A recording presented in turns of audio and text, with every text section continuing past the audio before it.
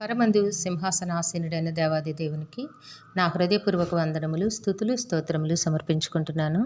అందరికీ శుభోదయం. ఇది నా మహోన్నతుడైన దేవాది దేవుడు నీ కొరకు సిద్ధపరిచిన వాక్కు. యెహోవాయందు నమ్మిక ఉంచువారు కదలక నిత్యము నిలుచు సియోను కొండవలె నుందురు. దేవుని నామమునకు మహిమ కలుగునుగాక. ఈ మాటలు కీర్తనల గ్రంథము 125వ అధ్యాయము 1 వచనంలో వ్రాయబడి ఉన్నవండి. ప్రియమైన నేస్తమా, నీ భవిష్యత్తు ఎట్టి రీతిగా ఉండబోతోందో, నీ జీవితంలో దేవుని ఆశీర్వాదము ఎంత ఉన్నతముగా ఉండబోతోందో దేవాది దేవుడి దినాన నీకు తన వాక్కు ద్వారా అనుగ్రహిస్తూ ఉన్నారు. నీవు దేవుని యందలి నమ్మికతో ఉన్నావా? ఆయన యందలి భయముతోనూ భక్తితోనూ జీవితమును వెళబుచ్చుచున్నావా? దేవుని కట్టడలు, న్యాయ విధులు నీ జీవితంలో నెరవేర్చబడాలని ఆశతో ఎదురు చూస్తూ ఉన్నావా నేస్తమా?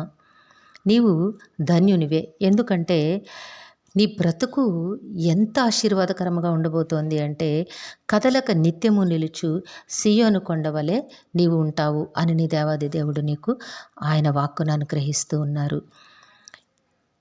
దేవుని యందలి నమ్మిక నీకు వచ్చింది అంటే ఆయన సర్వాధికారి అయిన దేవుడై ఉన్నారు. సర్వ సృష్టికి ఆయన ఆధారభూతమై ఉన్నారు, కారణభూతుడై ఉన్నారు అన్న సంగతిని నీవు విశ్వసించగలిగావు. ఇట్టి మహాభాగ్యము నీకు ఎందుకు కలిగింది అంటే, దేవాది దేవుడు నిన్ను ఆకర్షించి, అనగా నిన్ను ప్రేమించి, తన ప్రేమ చేత నిన్ను ఆకర్షించి, తన కృప చేత నిన్ను రక్షించి ఉన్నారు గనుక నీవు రక్షింపబడి ఉన్నావు. రక్షింపబడిన నీవు దేవుని యందలి నమ్మికతో, ఆశతో ఆయన కట్టడలు నీ బ్రతుకులో నెరవేర్చబడవలనని, నీ బ్రతుకులో ఆయన చిత్తము మాత్రమే జరగవలనని ఎదురు చూస్తూ ఉన్నావు నేస్తమా. కనుక నీ భవిష్యత్తు ఎట్లా ఉంటోంది అంటే, కదలక నిత్యము నిలుచు సియోను కొండవలే ఉంటోంది. అంత ఘనముగా దేవాది దేవుడు నిన్ను నిలువబెట్టనై ఉన్నారు. అంత ఆశీర్వాదకరముగా దేవాది దేవుడు నిన్ను ఆశీర్వదించనై ఉన్నారు. ఎవరూ కూడా నిన్ను కదల్చలేనంతగా, ఎవరూ నిన్ను ఓడించలేనంతగా, ఎవరికీ నీపై గెలుపు రాలేనంతగా, అనగా గెలుపు నీదే, విజయము నీదే, సమస్త సంగతులు కూడా నీ బ్రతుకులో ఎంతో గణనీయముగా జరగనై ఉన్నారు.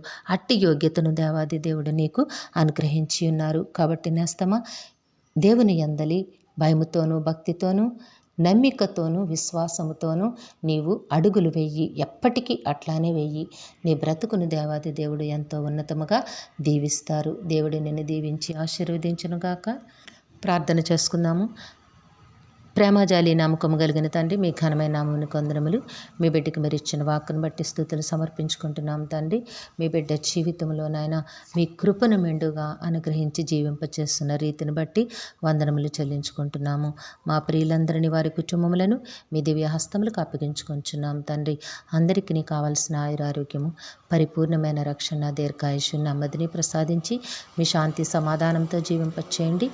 మేలులతో హృదయాలు తృప్తిపరచండి. పరీక్షలు రాస్తున్న బిడ్డలకి ధైర్యమును, ఆరోగ్యమును ప్రసాదించి పరీక్షా సమయంలో ప్రతి ప్రశ్నకు సరైన సమాధానమును ఇన్ టైంలో రాసి ఉన్నతమైన విజయములు పొందుకునే కృపను అనుగ్రహించమని వేడుకుంటూ ఉన్నాము.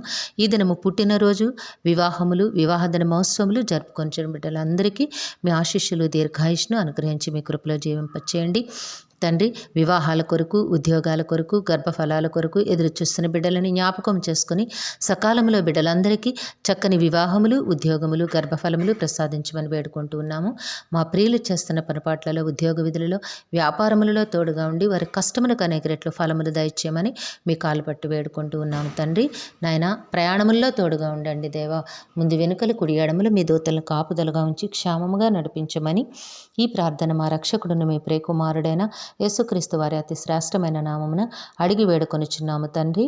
ఆమెన్. కరుణావాత్సల్యత కలిగిన దేవుడు మీ కుటుంబ జీవితంలో ఉన్నతమైన ఆశీర్వాదములను అనుగ్రహించి మిమ్మును ఆయన నామ మహిమ కొరకు జీవింపచేయునుగాక.